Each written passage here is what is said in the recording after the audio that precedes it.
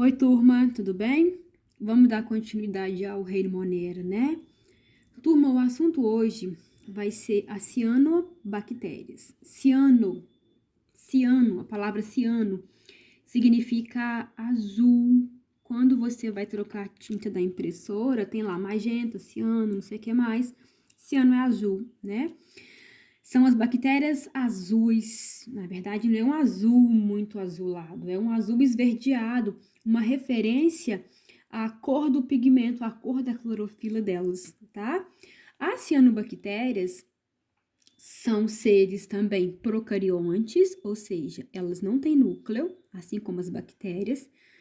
Elas são unicelulares em geral, com algumas exceções, tá? Já se descobriram alguns tipos de cianobactérias multicelulares, mas a maioria ainda é unicelular, com clorofila, ou seja, se elas têm clorofila, elas têm a capacidade de realizar fotossíntese.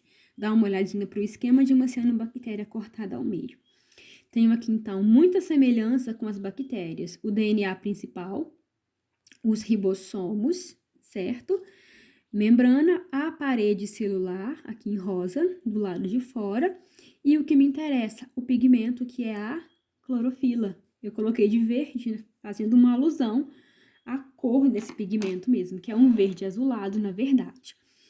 Cianobactérias diferem das bactérias porque elas têm esse Q a mais, que é o pigmento clorofila, e devido a ele, elas realizam fotossíntese. Gente, você vai imaginar que as cianobactérias, elas são o passado do cloroplasto. As cianobactérias, elas foram englobadas por uma célula eucarionte e passou a viver em simbiose, fazendo glicose para a célula eucariota. Dizem os cientistas, né, ou acredita a ciência, que elas foram os primeiros seres fotossintetizantes a existir. Antes, então, da cianobactéria, o oxigênio não existia livre na atmosfera. Elas, através do processo de fotossíntese, é que foram responsáveis por oxigenar o planeta Terra. Isso é muito bacana de pensar. Quando, então, ocorreu uma mutação nas bactérias e elas conseguiram ter essa variabilidade que é a clorofila, elas passaram a oxigenar a terra e todos os seres que eram anaeróbios, ou todos não, mas a maioria dos seres anaeróbios, aqueles que não toleram o oxigênio, eles morreram, porque aos poucos elas foram enchendo a atmosfera da terra de oxigênio. Então, olha a importância das cianobactérias, né? Outras importâncias, além de oxigenar a terra, e aí, deixa eu falar mais uma vez. Elas é que são o pulmão do mundo, né?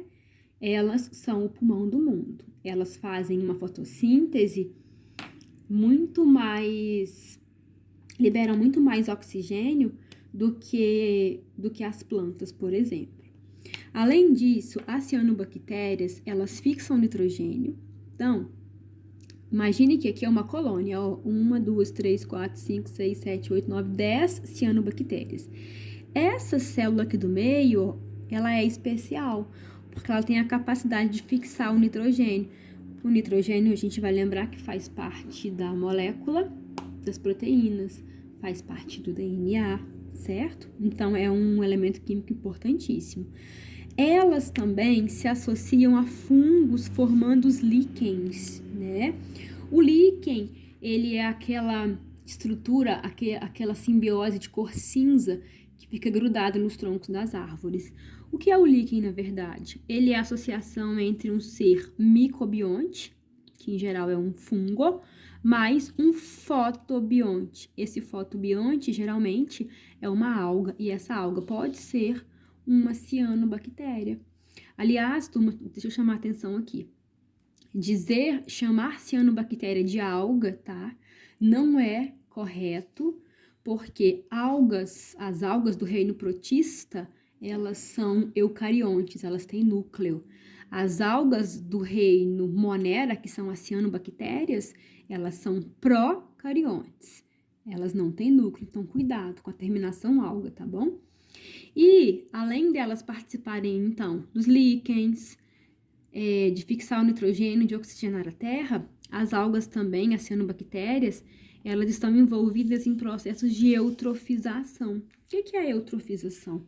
É um desequilíbrio ambiental no qual o esgoto é jogado na água doce em geral, esgoto é nutriente, as cianobactérias aproveitam e pegam esse nutriente, reproduzem muito e formam, gente, um tapete verde na superfície da água, impede o sol de entrar na água, então diminui a fotossíntese lá embaixo.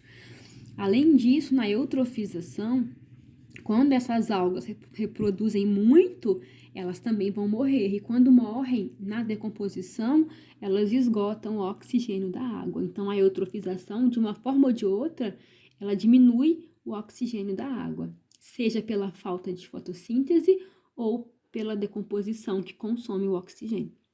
Assunto para posterior, tá? Entrarmos em detalhes. Bom, voltando em bactérias, né? A gente tende a pensar que bactérias são todas ruins. Nós já vimos as bacterioses, mas, gente, a maioria das bactérias, elas são úteis ao ecossistema ou úteis para nós, tá? Quais são as utilidades das bactérias?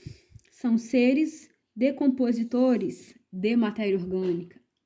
E isso significa que as bactérias decompositoras transformam qualquer corpo morto em água e sais minerais. Isso é a decomposição.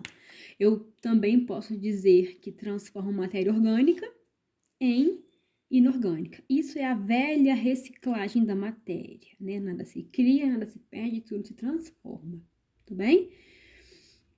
Outra importância das bactérias, elas fixam o nitrogênio, tanto para o solo quanto para outras plantas, tá? Então, elas estão envolvidas diretamente no ciclo do nitrogênio. Você vai lembrar que esse ciclo, ele é todo mediado por bactérias. Se não existirem bactérias no ciclo do nitrogênio, não tem ciclo. Você vai lembrar que eu sempre faço esse desenho aqui, ó. É uma leguminosa, né? Aquelas plantas conhecidas como leguminosas, elas têm nas raízes umas bolotas, que são os nódulos. Esses nódulos estão repletos de bactérias. Então, as raízes das leguminosas têm essas bactérias que fixam o nitrogênio do ar, capturam o nitrogênio do ar e transformam em compostos absorvíveis para a planta, ok? Tudo bem.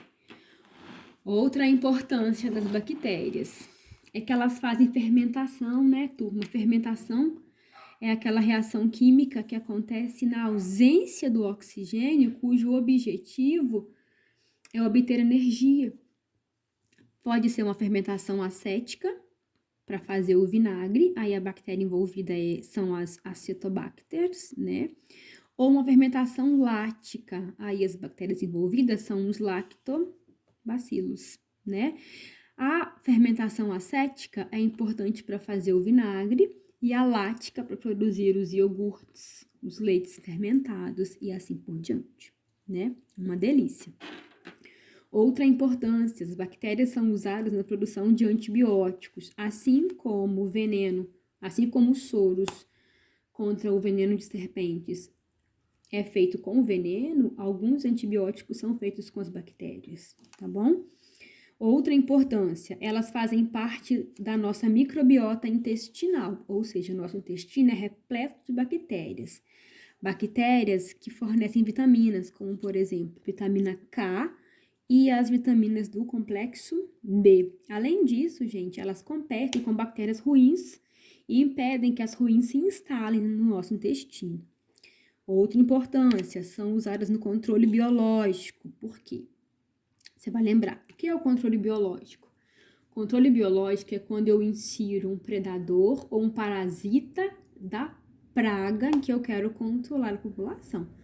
Então, alguns tipos de bactérias parasitas, elas vão parasitar as pragas e aí eu não preciso usar agrotóxico. A bactéria parasita vai matar a praga e eu não vou precisar contaminar o ambiente com o agrotóxico. Tem também grande importância na biotecnologia. Por quê, gente? Porque a gente já sabe que hoje o hormônio insulina e o hormônio de crescimento, que é o GH, eles são produzidos por bactérias que foram manipuladas para produzir esses medicamentos. E muitas outras, tá bom? Muito bem. Até a próxima.